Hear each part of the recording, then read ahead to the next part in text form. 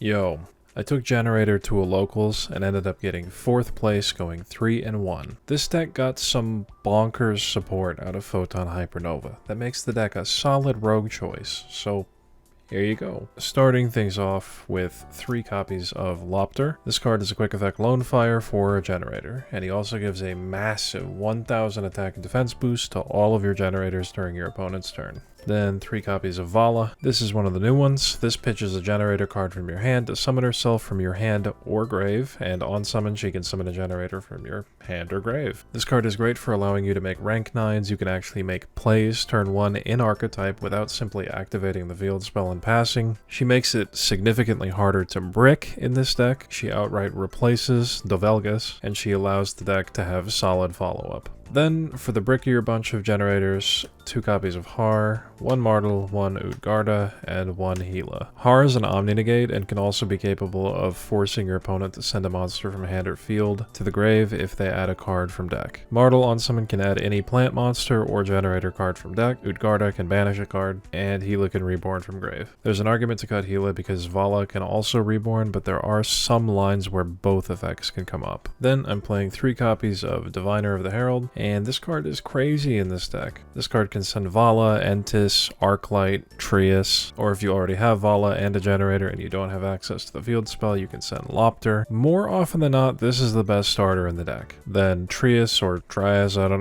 know how the fuck you pronounce this. Is it Air? Is it Airarchia? Airarchia? Trias Hierarchia? I don't know how to pronounce this card. Trias. Trias. Trias. Triz.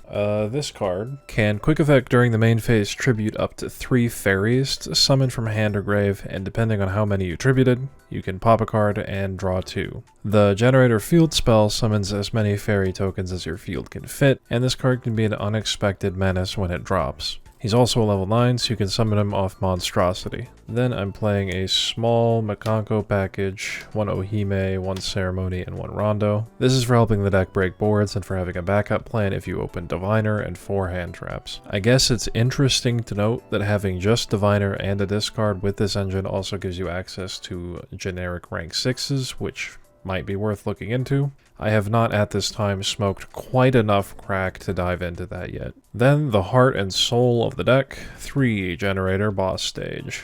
Whenever your opponent adds a card from your main deck to their hand, you can summon a Generator from deck and defense. Then, during your opponent's turn, if a Generator is summoned, you can fill your board with 1500 attack level 4 light fairies. Card is insane. Then 1 terraforming and 1 called by. 3 Pot of Prosperity. This card is fucking broken. It makes the deck 10 times more consistent and it helps dig for your board breakers. 2 World Legacy Monstrosity. This is a quick play spell that can either summon a level 9 from your hand or target a level 9 you control and summon 2 level 9s from deck with a different type and attribute as that target, but they can't attack and they'll be destroyed during the end phase. This is probably a 3 of, but it just felt kinda bricky. Getting a free rank 9 or just getting Trius or Utgarda as disruption is ridiculous. For the hand traps, 3 Nibiru, 3 Ash, 1 Ogre, 1 Veiler, and 3 Imperm. I added in these 2 just to get the percentage chance to open 2 going second cards over 50. I chose Ogre for cards like Gigantic Spright, Runic Fountain, and Kashtira Birth, but I chose not to play 2 copies here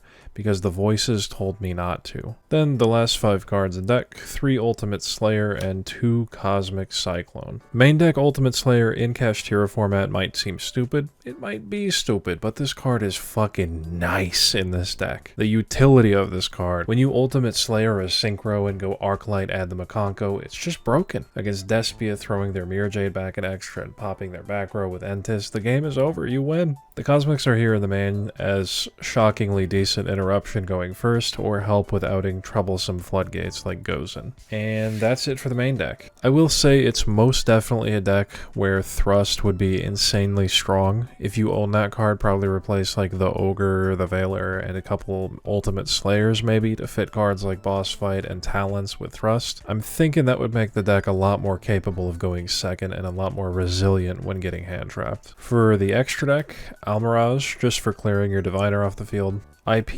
it's rare that I summon this because I'd usually rather just pass on the Generator monsters themselves. Unicorn to summon with IP. Blackluster Soldier, Soldier of Chaos, both for when I get debarriered and for when I queue into a strategy I know has a hard time outing an untargetable dude. For the Xyz monsters, a copy of Enter Blathnir. Most of the time I summon this, it's to check for Nibiru. Like maybe I have access to Makonko and I've already summoned 5 times and I don't want to commit that to the board yet, so I just threaten ripping their nib out of their hand. Then the new guy. This is potentially the best rank 9 in the game now. It reduces the attack and defense of your opponent's monsters by 1,000 and can quick effect tag out into this guy, attaching cards from either field or grave as materials, and it's attaching up to the number of materials he had on activation. So say your opponent is playing Sword Soul, they have like Moye on field, a token she summoned, and a Vishuda in grave. This guy can tag out into Jormungandr, attaching their Vishuda from grave and their Moye on field as material. You know, assuming he had 2 material. This card can also do this to set back row, and because it's a cost to tribute himself, this can be an out to cards like Skill Drain. It can even work under Skill Drain. Being able to attach from your own grave as well is relevant because I am playing cards like Ultimate Slayer and can reuse cards like Entis. Jormungandr ain't too shabby himself. His effect is detach a material for both players to draw a card, and then attach a card from their hand or field to him as material. And his attack becomes 1,000 attack for each material he has. And during your own turn, when you activate him and you have the field spell up, you're forcing your opponent to draw, and that'll trigger your field spell to summon from deck, making it pretty simple to OTK. Then 2 copies of Zeus. One of them's pretty much just here because of Mind Hacker. Then the Ultimate Slayer targets,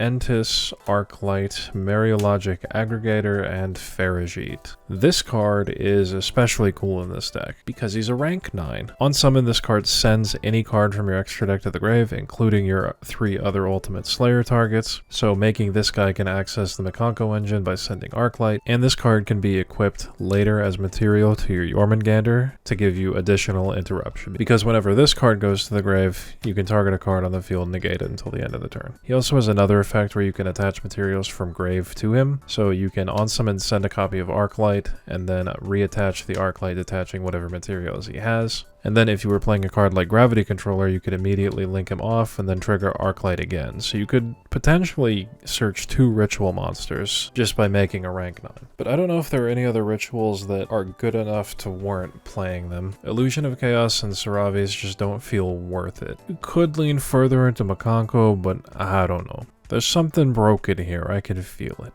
And that's it for the extra deck. For the side deck, 3 Contact C. This is for Branded and Kashtira. Never saw it. 3 Crow. This is mainly for Branded doing the expulsion shenanigans. Never saw it. 2 Sphere Mode. This one's kind of weird. I wanted to have a card that could really deal with Kashtira that wasn't a spell or trap.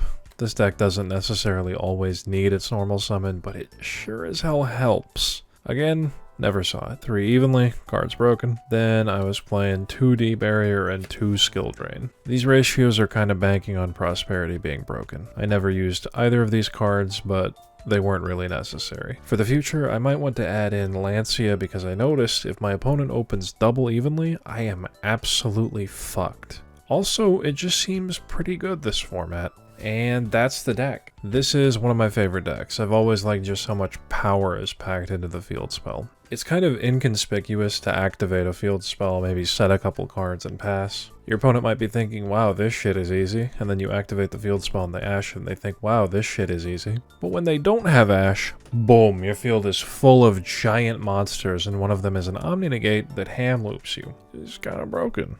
Anyway, thanks for watching.